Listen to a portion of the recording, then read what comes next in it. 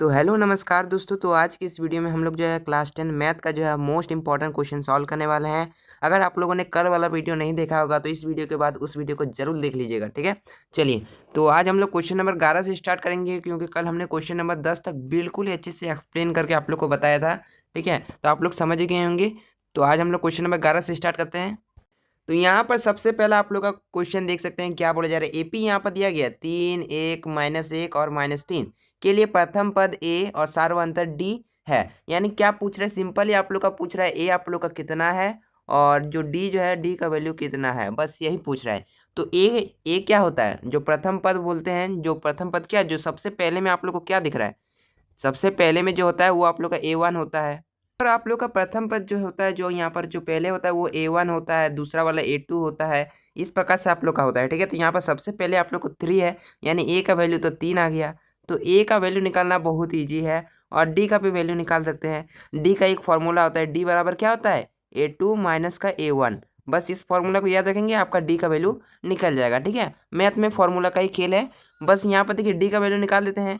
A2 का मान कितना है, यानी जो दूसरा नंबर पर क्या है 1 है, और बीच में माइनस के लिए माइनस देंगे, और A1 का वैल्यू 3 है। अब देखिए -3 में 1 चल गया तो कितना बचा, 2 बचा, लेकिन वो माइनस में यानी -2 बचा, ठीक है। यानी A का वैल्यू 3 आ गया और D का वैल्यू -2 आ गया। तो कौन सा ऑप्शन में, ऑप्शन नंबर बी, A का वैल्यू 3 और D का वैल्यू -2, ऑप्शन नंबर बी जो है इसका आंसर हो जाएगा, ठीक है।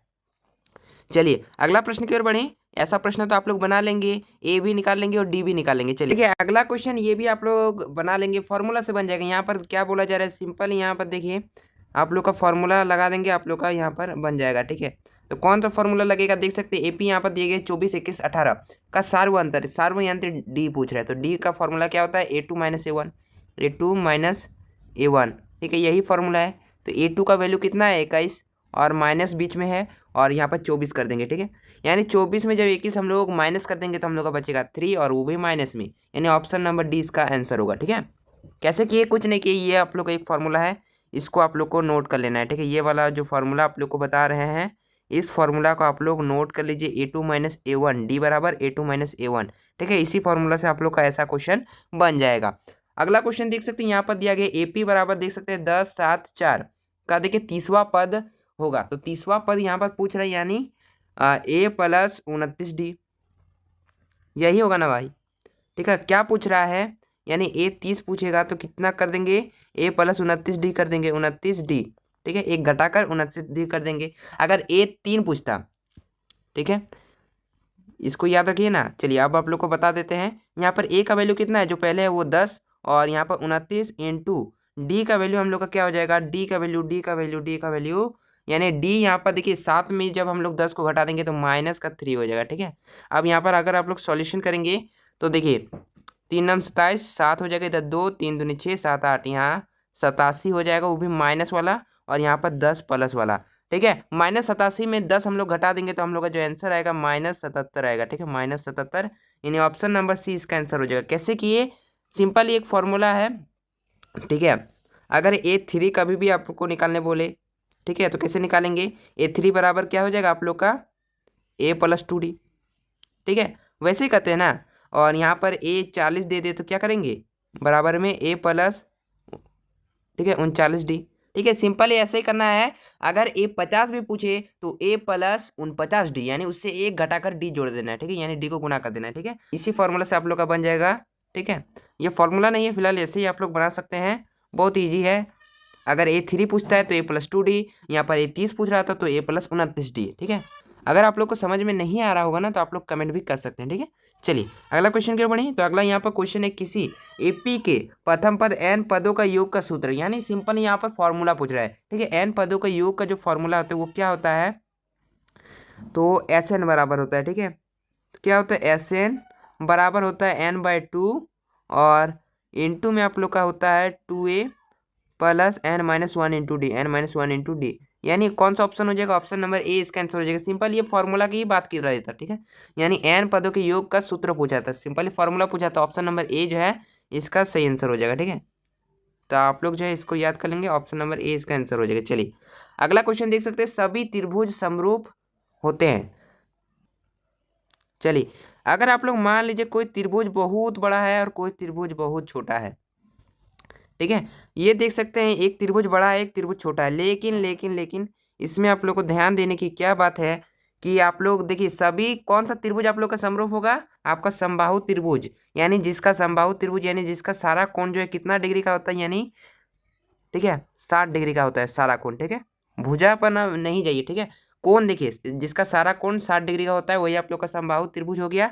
और ये चीज देखिए समरूप बोलने का मतलब क्या है, अगर आप लोग छोटा त्रिभुज लेंगे ना उसमें भी 60 डिग्री का ही कोण बनेगा, और बड़ा त्रिभुज लेंगे उसमें भी 60 डिग्री का ही कोण बनेगा, यानी ये एक दूसरे में क्या है समरूप है, ठीक है। इसी प्रकार से वृत्त भी होता है, ठीक है। चलिए वृत्त का भी आगे देखेंगे। चलिए अगला क्वेश्चन की ओर बढ़े।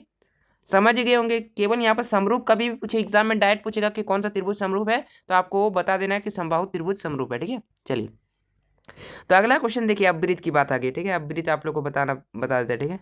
देखिए वृत्त यहाँ पर आप लोग को सबसे पहले यहाँ पर हम लोग दे देते हैं, ठीक है। वृत्त है, चलिए इसका भी एक कॉपी कर देते हैं। चलिए यहाँ पर भी एक बड़ा वृत्त बना देते हैं और एक छोटा वृत्त बना देते हैं, ठीक है।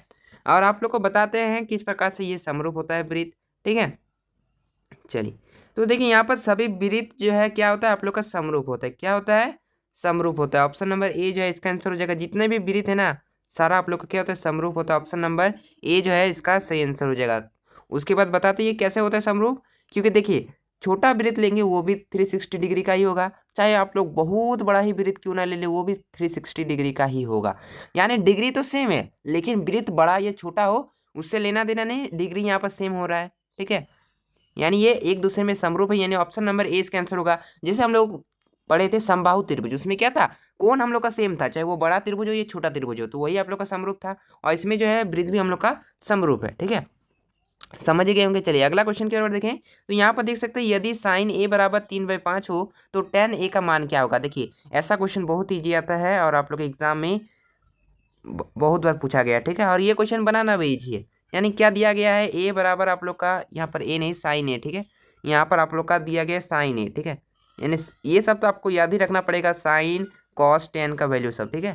देखिए साइन ए बराबर 3/5 है, तो साइन बराबर क्या होता है p/h होता है। यानी p का वैल्यू मिल गया, h का वैल्यू मिल गया, और b का वैल्यू हमें निकालना पड़ेगा, क्योंकि टेन में आप लोग का क्या होता है, टेन में क्या क्या होता है, टेन में p/b होता है, p/b होता है। तो हमें जो है b का वैल्यू निकालना पड़ेगा।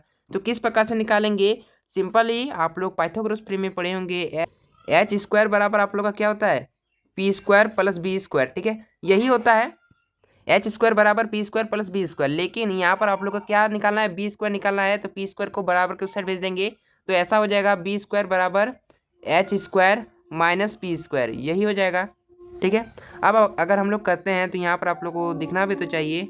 चलिए तो यहाँ पर आप लोग देख सकते हैं बी स्क्वायर बराबर अगर हम लोग करें तो यहाँ पर एच का वैल्यू क्या है, तो एच का वैल्यू हम लोग के पास 5 है। यहाँ पर देखिए एच का वैल्यू 5 है, एच का वैल्यू 5 है और पी का वैल्यू 3 है, ठीक है। ये भी चीज़ देखिए पी माइनस में यहाँ पर 3, ये इसका क्या है स्क्वायर स्क्वायर है, ठीक है।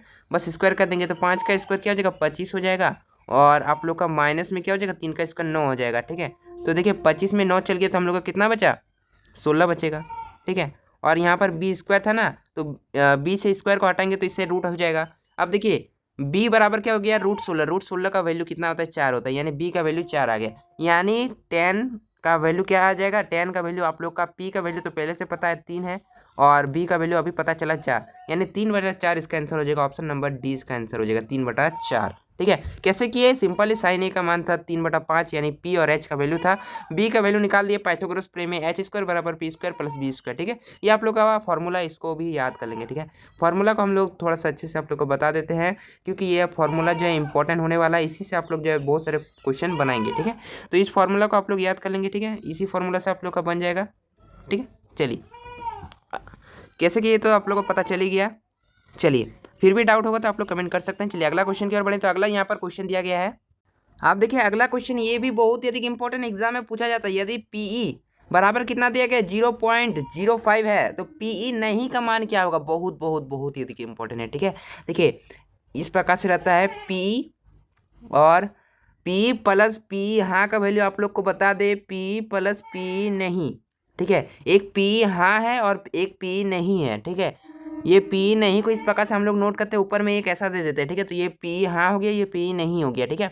और इन दोनों का वैल्यू हमेशा 1 होता है, तो इसमें देखिए पी हाँ का वैल्यू कितना दिया है 0.05, ठीक है। तो वही कर देंगे 0.05, और पी नहीं का वैल्यू हमें नहीं पता है तो इसको वैसे ही रहने देंगे, कोई दिक्कत नहीं, ठीक है। चलिए, और बराबर में 1। अब देखिए पी नहीं का वैल्यू को हम लोग इस साइड ही रहने देते, पी नहीं, और बराबर में क्या करेंगे 1, और माइनस में हम लोग लगा देंगे 0.05, ठीक है। अब देखिए एक में अगर हम लोग 0.05 घटा देंगे तो इसका आंसर जो है 0.95 आ जाएगा। कैसे आएगा आप बोलेंगे, देखिए एक में आप लोग का 1.00 होता है, यही आप लोग का 1 होता है, उसमें हम लोग 0.05 का अगर हम लोग माइनस कर दे तो इसका आंसर क्या आ गया 0.95, इसका सही आंसर हो जाएगा, ठीक है। ऑप्शन नंबर सी इसका आंसर होगा, ठीक है। देखिए कैसे कि ये सिंपल, ये फॉर्मूला को याद रखिए, ये आप लोग का फॉर्मूला है, जितना भी फॉर्मूला है सभी को आप लोग को बता दे रहे हैं।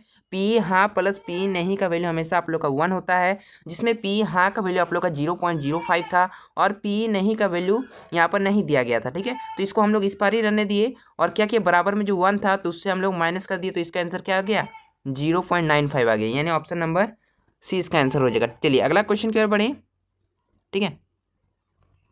अगला क्वेश्चन यहाँ पर देख सकते हैं, क्या बोला जा रहा है, साइन 30 डिग्री का मान है। देखिए सिंपल सा क्वेश्चन है, पूछ क्या रहा है, साइन 30 डिग्री, क्या पूछ रहा है, साइन 30 डिग्री, इसका वैल्यू हमेशा आप लोग का कितना होता है, 1/2 होता है, ठीक है। आप लोग को हम लोग जो है पूरा फॉर्मूला सीट दे देंगे, जितना भी मैथ का फॉर्मूला पूरा आप लोग को सीट जो है मिल जाएगा, ठीक है। आप लोग कमेंट करेंगे तो पूरा फॉर्मूला सीट आप लोग को दे देंगे, जिससे जो है आप लोग फॉर्मूला को याद या रिविजन कर सकते हैं, जिसका प्रयोग जो आप लोग एग्जाम में कर पाएंगे, ठीक है। तो जितना भी क्वेश्चन बता रहे सभी को आप लोग जो अच्छे से कर लेंगे। देखिए साइन 30 डिग्री का मान 1/2 होता है, ऑप्शन नंबर डी इसका आंसर हो जाएगा। बाकी आपको कोई भी डाउट होता है तो आप लोग कमेंट कर सकते हैं। इसी प्रकार से जो आप लोग कॉस 60 डिग्री का मान ज्ञात करेंगे, ठीक है। साइन 30 और कॉस 60, ये तो आप लोगों को पता ही होगा, कॉस 60 का मान कितना होगा, इसका आंसर आप लोग कमेंट में बताएंगे। कमेंट आप लोग जरूर बताएंगे, इतना मेहनत से वीडियो बनाते तो एक लाइक और चैनल को सब्सक्राइब कर देंगे, ठीक है। तो आज के वीडियो में फिलहाल इतना ही रहने देते हैं, नेक्स्ट और वीडियो आएगा उसमें भी आप लोग को मैथ का क्वेश्चन बता देंगे, ठीक है। तो आज हम लोग बता दिए कितना, ये क्वेश्चन नंबर 20 तक बता दिए, ठीक है। तो जितना भी क्वेश्चन अभी आप लोग को बताए ना, तो सारे क्वेश्चनों को आप लोग देख लेंगे, ठीक है, ठीक है।